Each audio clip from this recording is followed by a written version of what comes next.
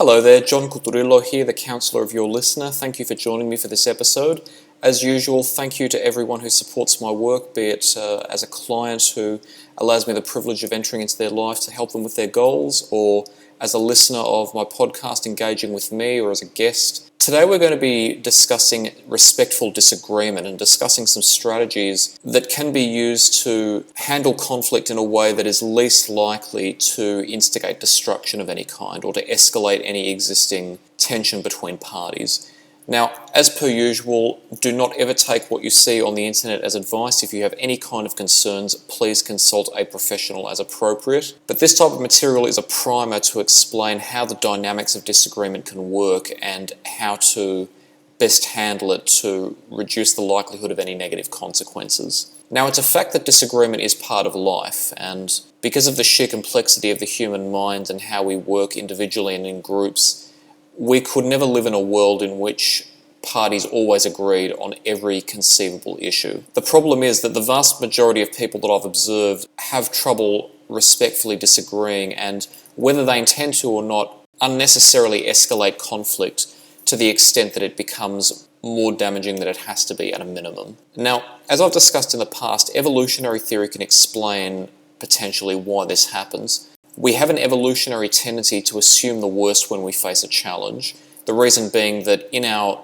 natural environment, that is our pre-civilization environment, anything that posed a threat to ease of life could potentially also pose a threat to life itself. And so when we encounter a situation in which somebody is significantly different to us, including in their evaluations or their opinions or their perspectives, we have a tendency to assume that person is a danger because they are different to me. It is true that some people have bad intentions, but being reactive to every difference with people as if they all have bad intentions is not a healthy habit.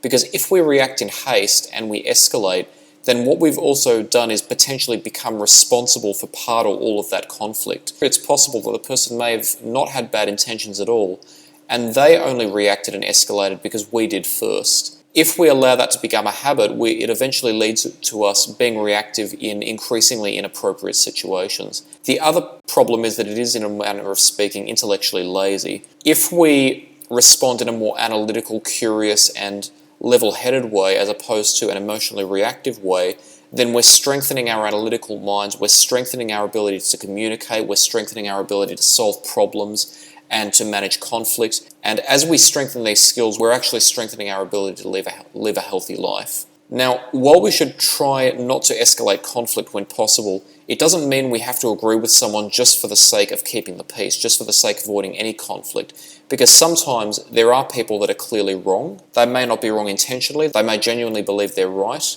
Some other people know they're wrong and simply want to take advantage of you. That's a fact of life, unfortunately. So if you agree just for the sake of keeping the peace, then that leads to you being exploited. And you learn to be passive because you become accustomed to the comfort of not having to face a challenge. Or another possible consequence, which seems to be seldom discussed, is that if you encounter somebody who is often not correct in their evaluations, but it's unintentional, that is to say they don't notice that what they've said or done is necessarily wrong in the context or just not valid. If you constantly agree with them without correcting them, then people may develop a false impression of you. I'll give you an example of this. On multiple occasions in the past, throughout my working life, I've had people contact me to say, John, you haven't sent me this. You haven't sent me this particular email, or you haven't provided this particular selection of information that I needed. In those cases, I had provided the information. They just didn't notice. Now, in those situations, there was no malice intended. They genuinely thought I hadn't sent them what they needed, so they asked for it. If I was to react aggressively, then they would think John must be defensive because he hasn't done his job properly.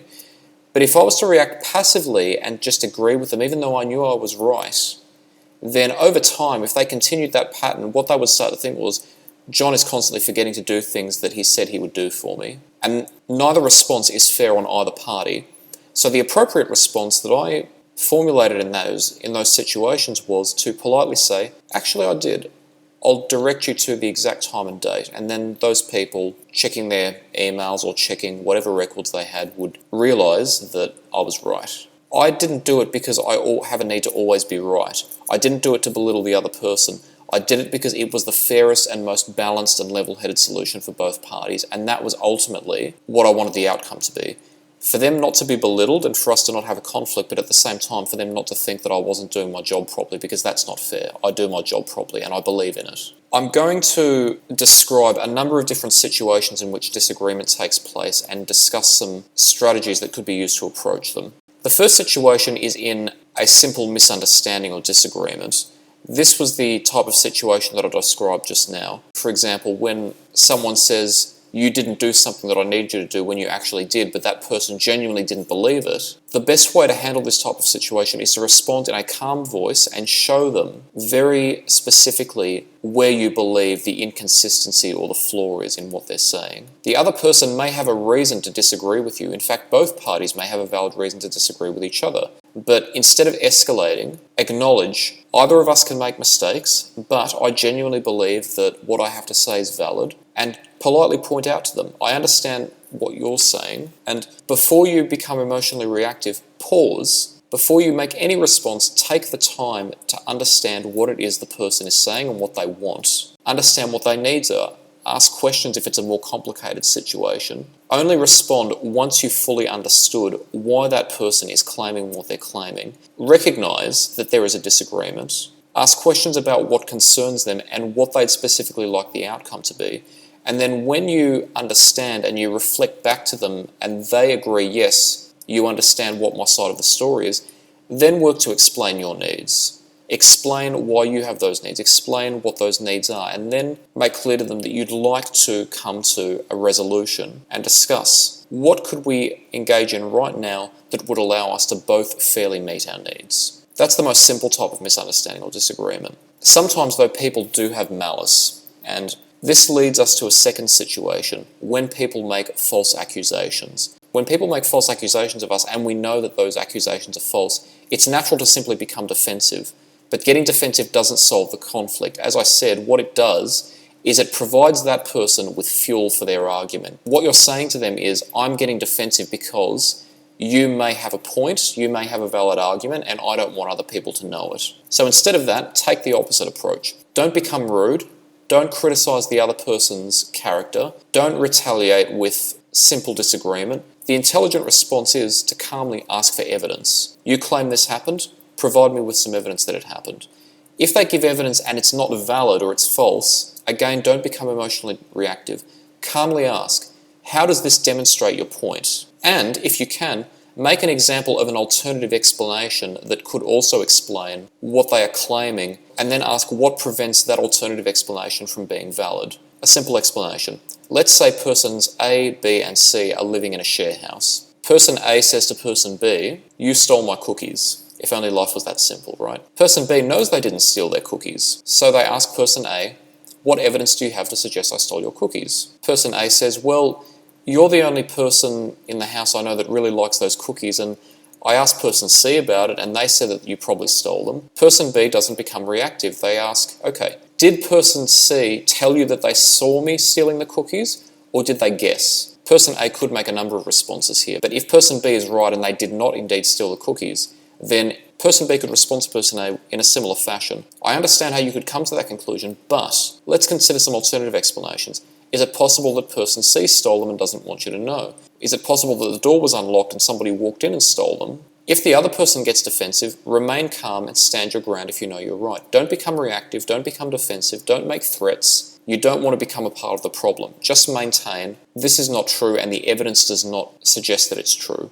Something is wrong here and we need to find what the true answer is. Maintain that your goal is to find the truth, to be fair to all parties, not to simply defend yourself, not to simply get revenge on the person making the accusations. Make it clear that you are seeking the truth. Now, a third situation which is somewhat more specific and can be nested within other situations is when people straw man. And a straw man is a type of argument that people make in response to somebody else's argument that isn't actually relevant to the issue being discussed, but on face value sounds as though it is and is easier for them to address. An example that I gave in a collaboration that I made with a fellow podcaster, Evan Shapiro, once was sometime in the past I was having a debate with someone and I argued that a particular figure had acted in a way that I believed was extremely evil and made arguments as to why I believed it was evil, and the other person simply said, well, people are essentially like monkeys, so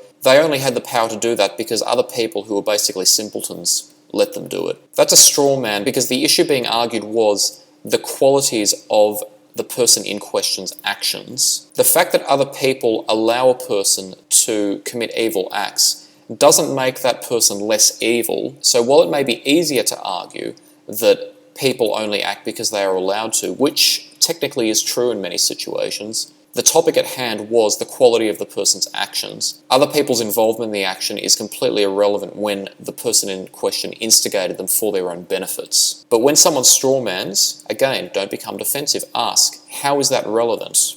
And do as we've done above. Now, the final situation is possibly one of the most stressful. It's when someone makes an argument out of malice. That is to say, purely for the purpose of upsetting or harming somebody else. Again, avoid retaliating in a way that is going to escalate the conflict. State facts in return, or place accountability on the other person to explain their malice. Ask them, what will this action or point that you're making accomplish? How will it accomplish the goal that you want? How will it benefit you?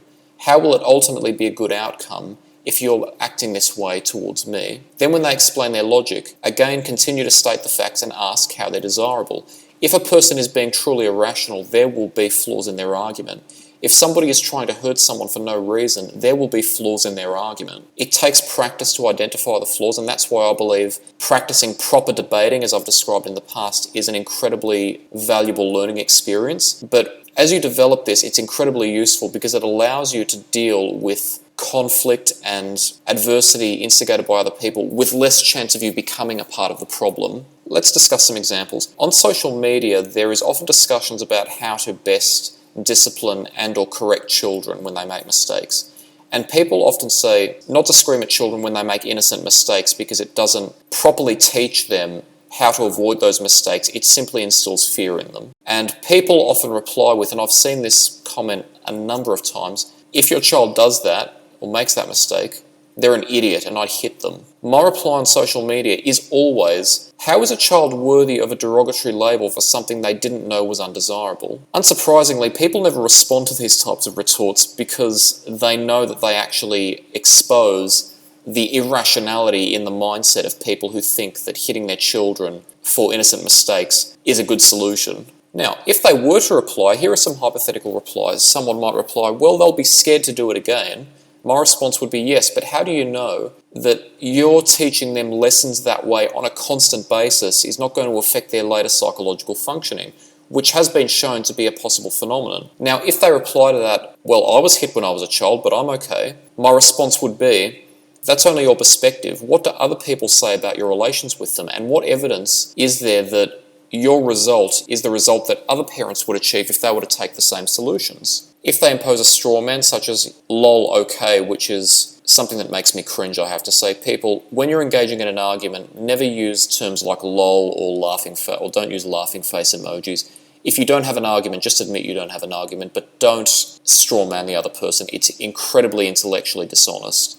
But if somebody were to make that response, I would keep calm, I would stand my ground, and I would state whatever comment you just made doesn't provide evidence to disprove my argument, so try again. And when someone posits an insulting idea, don't retort directly. Offer them a fact that disconfirms the validity of the argument. That way you don't have to insult them. Taking these approaches prevents you from escalating when there is no malintent in the situation, and if there is malintent, you are more likely to be able to intellectually defend yourself by depriving the other person of what they want, which, if somebody has malintent, often what they want is you being upset and reacting. Instead, by not being malicious in return and by not becoming defensive or emotionally reactive, you're, instead of giving them what they want, you're giving them what embarrasses them, which is a logic that exposes the flaws in their arguments. You don't want to be an aggressor, you don't want to look for trouble, but at the same time you have a right to defend yourself intellectually to avoid other people exploiting you. It teaches you to be assertive, have a healthy sense of being assertive, but what it also teaches other people over time, hopefully, is if they have malintent, people will not tolerate your behaviour and they will show the flaws in your arguments. Often people who have malintent won't change because they live their life to upset other people, but if they do have a hope of changing, they may start to see the flaws in the way that they're living their life and they may realise, well, these people have all shown me where the flaws are, I'd better work on myself. So thank you for joining me for this episode. As per usual, if you have any concerns of any kind, please do not take what you see on the internet as advice. Please consult a professional. And if you have any ideas about what you'd like to hear discussed on the program, or you'd like to collaborate with me, please feel free to contact me. I love to hear from my audience. And until the next episode, take care.